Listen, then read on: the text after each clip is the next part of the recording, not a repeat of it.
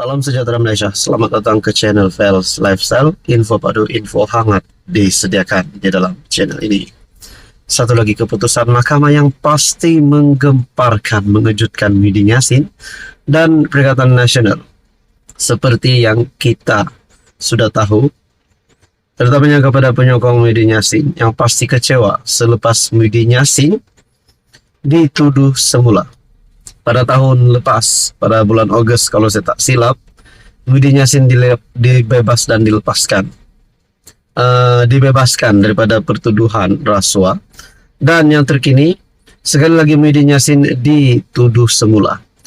Nah, saudara-saudara, dalam satu artikel daripada Malaysia Kini, Muhyiddin, 77 tahun, ketika menjadi Perdana Menteri ke-8, didakwa menggunakan kedudukan untuk suapan RM232.5 juta daripada 3 syarikat, iaitu Bukhari Equity Sdn Bhd, Nepturis Sdn Bhd dan Mamfor Sdn Bhd, serta ahli perniagaan Azman Yusof bagi Bersatu. Dia dituduhkan melakukan perbuatan itu di Pejabat Perdana Menteri, Bangunan Perdana Putrajaya di antara 1 Mac 2020 dan 20 Ogos 2021. Dia juga berdepan 3 tuduhan menerima wang hasil aktiviti haram yang semuanya berjumlah RM200 juta. Susulan 4 pertuduhan itu, didakwa tidak mendedahkan kesalahan mengikut Seksyen 23 dalam kurungan 1 Akta SPRM. Di bawah tajuk besar artikel daripada Malaysia Kini, Muhyiddin tidak boleh rayu ke Mahkamah Persekutuan. Kenyataan dari pendakwaan. Undang-undang itu tidak membenarkan Muhyiddin membuat rayuan ke Mahkamah Persekutuan kerana kes rasuah utamanya bermula di Mahkamah Session, kata seorang anggota pasukan pendakwaan. Timbalan pendakwa raya Wan Shahruddin Wan Ladin berkata, di Mahkamah Session Kuala Lumpur semasa sebutan pagi tadi berhubung kes salah guna kuasa dan pengubahan wang haram terhadap Muhyiddin Yassin. Dia berkata kes itu masih kekal di Mahkamah Session selepas Mahkamah Rayuan memerintahkan ia dikembalikan semula ke Mahkamah Session untuk tindakan lanjut. Pada perbicaraan di hadapan Hakim Mahkamah Session Azura Alwi, dia berkata, rayuan terakhir bagi kes di Mahkamah Session adalah di Mahkamah Rayuan sahaja mengikut Seksyen 87 Akta Mahkamah Kehakiman CJA 1964. Peruntukan tersebut menyatakan bahawa sebarang rayuan yang timbul daripada sesuatu perkara di Mahkamah Session hanya boleh dibawa ke Mahkamah Tinggi dan berakhir di Mahkamah Rayuan.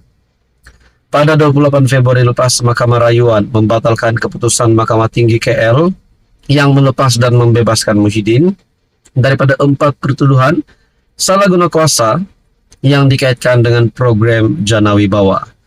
Bagaimanapun, pada hari berikutnya MP Pago Muhyiddin Yassin memfailkan rayuan ke Mahkamah Persekutuan.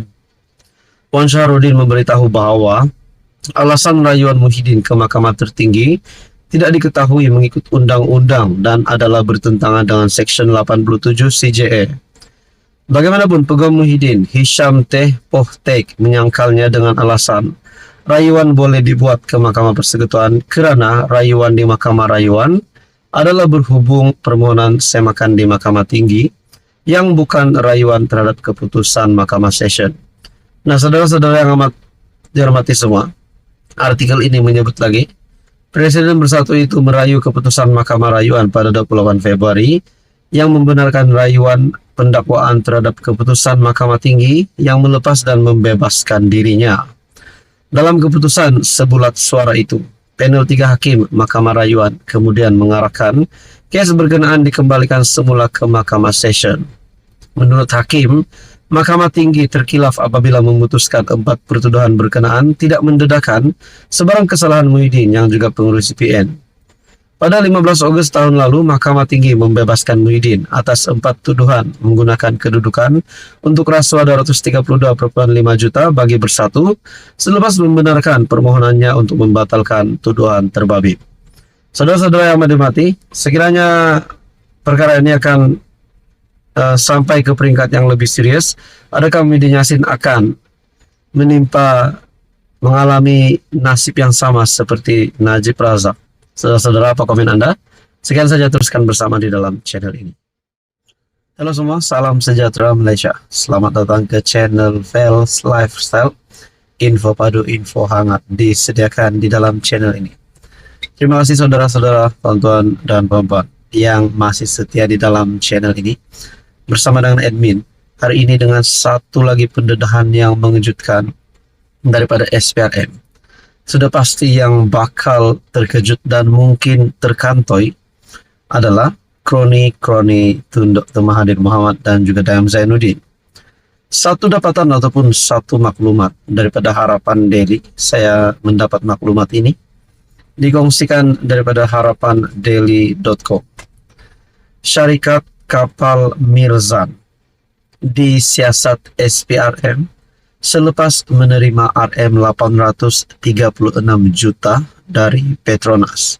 Bukan itu sahaja, dana yang begitu besar yang disebutkan di dalam artikel ini juga disebutkan ataupun disiasat ialah dana RM 1,79 bilion untuk mengambil alih kepentingan Tan Sri Tajuddin Ramli. Nah, saudara-saudara, berita sepenuhnya SPRM sedang menyiasat semua penerima bantuan keuangan korporat era mantan Perdana Menteri Tun Dr. Mahathir. Ini termasuk bantuan pengambil alihan aset perkapalan Mirzan Mahathir pada Mac 1998 bernilai RM 836 juta oleh Petronas. Turut disiasat ialah dana RM 1,79 bilion untuk mengambil alih kepentingan Tan Sri Tajuddin Ramli di Malaysia Airline System ataupun MAS, lapor CNA. Nah, saudara-saudara, adakah siasatan SPRM ini yang sedang menyiasat berkaitan dengan aset ataupun jumlah dana RM 836 juta bantuan pengambil alihan oleh Petronas dan juga dana RM 1,79 bilion ini adalah mempunyai unsur rasuah. Nah, sudah pasti persoalannya, sekiranya SPRM menjalankan siasatan, sudah pasti terdapat unsur-unsur yang mencurigakan. Nah, saudara-saudara, di dalam artikel ini menyebut siasatan ke atas suntikan dana Petronas kepada konsortium perkapalan Berhad yang sahamnya dimiliki 51% oleh Mirzan juga bermasalah untuk Mahathir. Ini kerana Petronas memberikan laporan langsung kepada Perdana Menteri dan semua pelaburan. Pembelian dan penyah laburan perlu mendapat persetujuan Perdana Menteri dan lembaga pengarah. Siasatan SPRM terhadap pengambil alihan MAS oleh kerajaan turut berkaitan dengan mantan Menteri Kewangan Tun Dayang Zainuddin. SPRM sedang meneliti punca di sebalik keputusan kerajaan membayar premium tinggi untuk 29% kepentingan equity yang dipegang Tajuddin. Badan Anti Rasuah juga sedang menyiasat aktiviti korporat platform dagangan Singapura Central Limit Order Book CLOB dan pengambil alihan Multi-Purpose Holding Berhad lewat 1990-an. Siasatan ke atas dua kes ini dikaitkan dengan seorang ahli perniagaan Singapura, Akbar Han, yang rapat dengan DAI. Nah, saudara-saudara, kalau saya lihat di dalam artikel ini banyak menyebut bercanggah ataupun mempunyai kesinambungan di antara Dayang Zainuddin Mahathir dan juga Mirzan Mahathir. Nah, saudara-saudara, adakah anak kepada Mahathir ataupun Mirzan dan juga sekaligus Mahathir sendiri terlibat dengan rasuah yang melibatkan dana RM 836 juta dari Petronas dan juga dana RM 1,79 bilion ini, di mana SPRM yang menyiasat dana ini berkaitan dengan pengambil alihan kepentingan Tan Sri Tajuddin Ramli di MAS, lapor CNA. Saudara-saudara yang amat dihormati, kalau benar di antara mereka ini didapati bersalah ataupun mempunyai satu unsur yang mencurigakan sehingga SPRM dapat menyiasat dan membuktikan melalui pendedahan baru ini, adakah mereka berisiko untuk ditangkap? Nah, itu menjadi persoalannya. Saudara-saudara yang amat dihormati, apa komen Anda berkaitan dengan isu ini? Sekian saja, teruskan bersama di dalam channel ini untuk info yang seterusnya.